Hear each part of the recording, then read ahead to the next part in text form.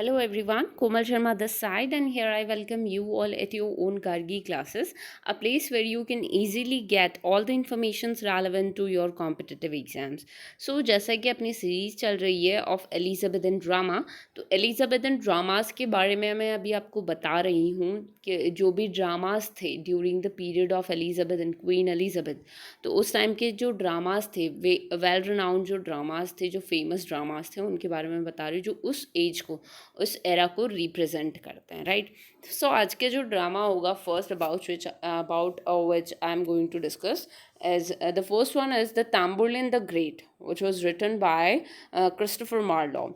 तो Christopher Marlowe का जो ड्रामा है ताम्बुलिन द ग्रेट, ये एक बहुत बड़ा रिप्रेजेंटेशन है of the Renaissance period, of the period of Queen Elizabeth, right. So आइए जानते हैं इस पर्टिकुलर ड्रामा में क्या क्या है। छोटा सा इंट्रोडक्शन मैं आपको यहाँ पे दे रही हूँ। अगर आपको फुल प्ले के बारे में जानना है तो मैंने जैसे कि बताया है कि NTA नेट की जो मेरी अलग से प्लेलिस्ट चल रही है वहाँ पे मैंने इस पर्टिकुलर ड्रामा के बारे में डिस्कस किया है। आपको फुल डिटेल से स्टडी करनी है तो डिस्क्रिप्शन बॉक्स में NTA नेट की प्लेलिस्ट दे रखी है, आपको उस पर क्लिक करना है और जो भी ड्रामाज हैं during the era of Queen Elizabeth उन सबको आपको अच्छे से देखना है ताकि आपको एग्जैक्टली पता चले कि ड्यूरिंग क्वीन एलिजाबेथ या फिर ड्यूरिंग एलिजाबेथन एरा किस तरीके के ड्रामाज या आर्ट चलता था, right. So, part 1 of Christopher Marlowe's Tamburlaine the Great was produced in 1587. 1587 में publish हुआ था, produce हुआ था, the part 1 of Christopher Marlowe's Tamburlaine the Great. और जैसे ही ये फर्स्ट पार्ट सक्सेसफुल रहा, इसका सीक्वल क्रिस्टोफर मार्लोव ने लिख दिया और ये जो दोनों पार्ट्स ये पब्लिश कब हुए इन 1590 में। तो इस तरीके से on the success of part 1 of the play Tamburlaine the Great, actually Christopher Marlowe decided to write the sequel of this particular play. So both the parts were published in 1590.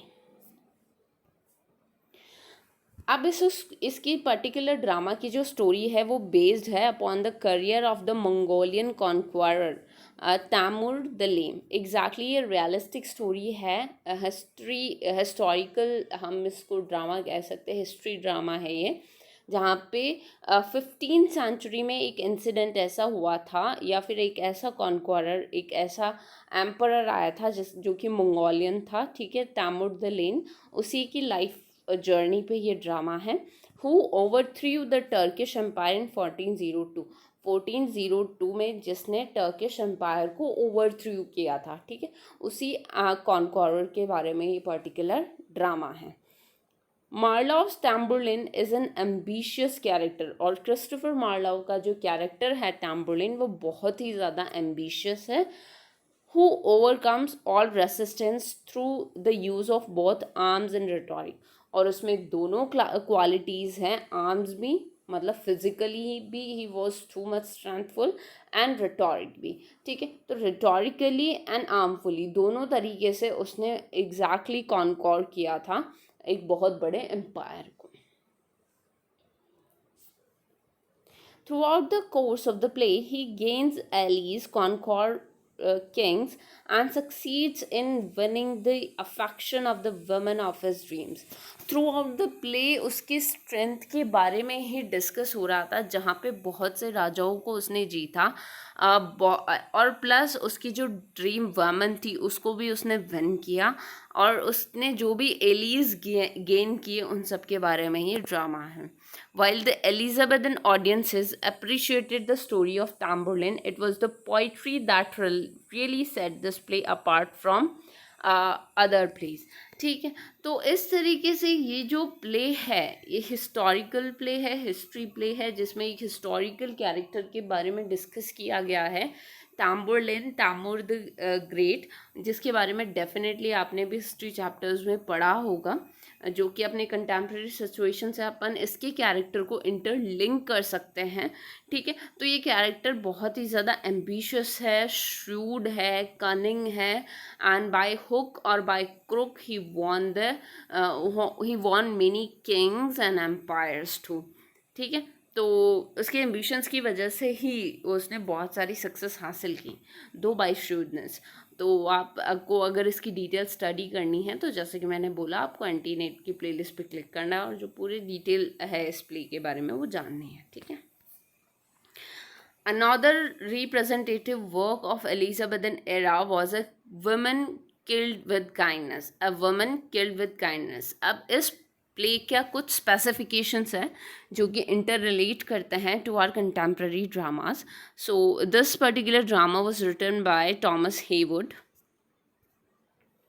Thomas Heywood's A Woman Killed with Kindness was first produced in 1603. 1603 में पहली बार इस drama को produce किया गया था and the play dealt with contemporary English life and is recognised as one of the finest examples of domestic tragedy in English dramas. तो अभी अगर जो कंटेम्प्रेरी हम ड्रामेटिक आर्ट फॉर्म्स की हम बात करें तो डोमेस्टिक ट्रेजेडीज़ बहुत इम्पॉर्टेंट है इन आर मॉडर्न ड्रामाज और कंटेम्प्रेरी ड्रामास. और इन्हीं कंटेम्प्रेरी ट्रैजिक डोमेस्टिक ट्रेजेडीज़ को रिप्रेजेंट कर रहा है टॉमस हेवुड का ये जो पर्टिकुलर वर्क है, a woman killed with kindness. English audiences appreciated stories that depicted elements of their everyday lives and thus were charmed by Heywood's play. अब यहाँ पे उनकी डेली लाइफ को रिप्रेजेंट किया गया है इस पर्टिकुलर ड्रामा के through by Thomas Heywood. In it, a devout husband, Frankfurt, is betrayed by his wife who surrenders her honor to a house guest. अब इसमें क्या होता है स्टोरी में, देयर इज़ अ डिवॉट हस्बैंड. एक हस्बैंड मतलब एक मेन कैरेक्टर है जिसका नाम है फ्रैंकफर्ट जो कि एक डिवॉटेड हस्बैंड है टुवर्ड्स हिज वाइफ, बट उसकी वाइफ से उसको चीटिंग मिलती है. शी बिट्रेड हिम, वो उसको बिट्रे करती है क्योंकि वो अपने ऑनर को सरेंडर कर देती है टू अ हाउस गेस्ट. एक हाउस, उनके घर पे कोई गेस्ट आता है जिसकी तरफ एग्जैक्टली वो अट्रैक्ट हो जाती हैं and she surrenders her honour to him. तो इस वजह से वो अपने हस्बैंड को बिट्रे करती है. बट यहाँ पे जो हस्बैंड है वो was very loyal towards his wife. तो इस तरीके से डेली लाइफ को रिप्रेजेंट कर रही, जो भी इंग्लिश लोग हैं उनकी डेली लाइफ का रिप्रेजेंटेशन यहाँ पे डोमेस्टिक ट्रेजेडी है ये एग्जैक्टली. सो पर बाद में शी रीपेंस, उसको पछतावा भी हुआ इस चीज़ पे and she exactly repents for that however and confesses her evil deed. और उसने इनफैक्ट कन्फेस भी किया. Instead of seeking vengeance retribution, Frankford continues to treat her with kindness. लेकिन यहाँ पे फ्रैंकफर्ट ने ना तो उस पर गुस्सा किया, नीदर ही बिकेम रेथ, ना ही उसने अपना रेथ एक्सप्रेस किया इन फ्रंट ऑफ हर, बल्कि वो लगातार उससे काइंडनेस से बिहेव किया गया. ठीक है. She is eventually so overcome by guilt and sorrow that she punishes herself and dies of remorse. In fact उसके इस काइंडेस्ट बिहेवियर की वजह से, अपने हस्बैंड के इतने काइंडेस्ट बिहेवियर की वजह से वो बहुत ज़्यादा गिल्ट कॉम्प्लेक्स में आ जाती है और वो अपने आप ही मर जाती है, मतलब सुसाइड अटेम्प्ट कर लेती है. Therefore, instead of being killed by her husband's wrath, she is ultimately killed by his kindness. यहाँ पे वो अपने हस्बैंड की wrath की वजह से नहीं मरी है, यहाँ पे वो उसकी kindness की वजह से मरी है.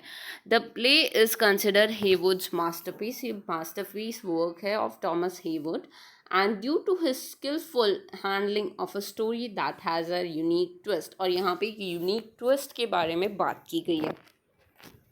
तो इस तरीके से आप देख सकते हैं कि स्टोरी में एग्जैक्टली किस तरीके का ट्विस्ट है, जहाँ पे एक हस्बैंड को उसकी वाइफ चीट करती है, बट यहाँ पे वो हस्बैंड उससे गुस्सा होने की बजाय वो उससे लगातार काइंडनेस से बिहेव किए जाता है, जिसकी वजह से जो वाइफ है वो अपने आप इतना ज़्यादा गिल्ट कॉम्प्लेक्स में आ जाती है that she forced herself to kill herself.